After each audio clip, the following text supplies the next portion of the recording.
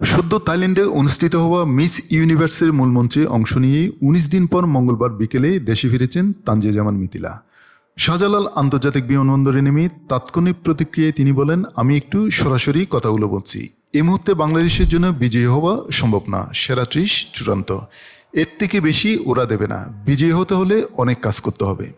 এরপর তিনি বলেন, যারা সেরা ৩০-এ গিয়েছে আমি দেখেছি প্রত্যেকেই মিস ইউনিভার্সের মুকুট পরার যোগ্য, আর বাংলাদেশ থেকে এই প্রথম কেউ এত বড় মঞ্চে পজিশন পেল। আমি মনে করি এটা আমাদের কাছে জয়ের মতো আনন্দের। আমি বাংলাদেশের জন্য রেভলিউশন এনেছি। দেশের মানুষ অনেক সাপোর্ট করেছেন, তারা ভোট দিয়েছে, এজন্য তাদের কৃতজ্ঞতা জানাই। আগামীতে যারা এই মঞ্চে বাংলাদেশ থেকে প্রতিযোগিতা করবে আমি তাদের যে কোনো ধরনের হেল্প লাগলে করব। প্রতিযোগিতায় অংশ নেওয়ার পর মিথিলাকে বিকিনি পরা অবস্থায় দেখে অনেকে বাংলাদেশ থেকে তার কড়া সমালোচনা করেন।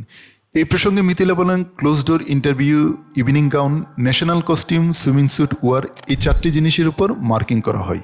এগুলো যদি কেউ ঠিকমতো করতে না পারে তাহলে সেরা 30 কিংবা টপ পজিশনে যেতে পারবে না। আমি সেরা 30 হয়েছি, এটাও পারতাম না যদি সুইমিং স্যুট ওয়ার না করতাম।